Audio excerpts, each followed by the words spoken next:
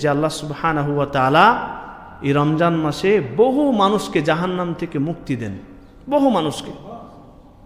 যে হাদিসটি মুসনাদে আহমদের মধ্যে রয়েছে এবং আল্লামা আলবানী রহমতুল্লাহ আলাইহি হাদিসটিকে সহিহুত তারগীব ও তারহিবের মধ্যে নিয়ে এসেছেন।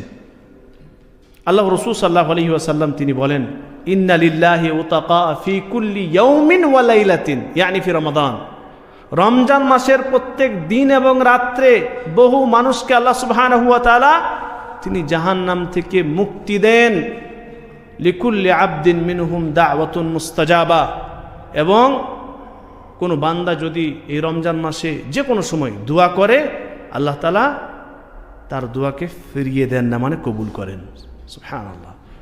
এই জন্য রমজান মাসে আমরা বেশি বেশি করে দোয়া করতে থাকব, কোনো সময় নির্ধারণ না করে, কারণ সব সময় আপনার দোয়া কবুল হয়।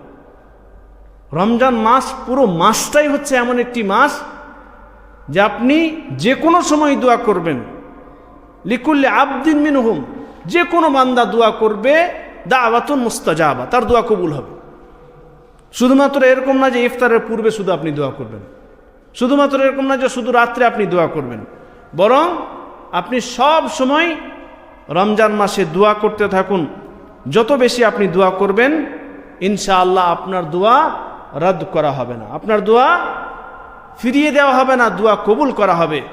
ফলে আমরা রমজান মাসে বেশি বেশি করে দোয়া করব, কারণ রমজান মাসের একটি বৈশিষ্ট্য হচ্ছে যে আল্লাহ সুবহানাহু ওয়া তাআলা তিনি প্রথমত বহু মানুষকে জাহান্নাম থেকে মুক্তি দেন, জাহান্নাম থেকে আমরা পানাহ চাইব, এবং সাথে সাথে আল্লাহ সুবহানাহু ওয়া তাআলার কাছে বিশেষভাবে আমরা আমাদের কৃতকর্মের মধ্যে যদি কোনো এমন কাজ করে ফেলেছি যেটা হয়তো হারাম, যেটা হয়তো ভুলভ্রান্তি হয়ে গেছে, সেটার জন্য খালেস অন্তরে তওবা করব। সাথে সাথে ভালো আমল,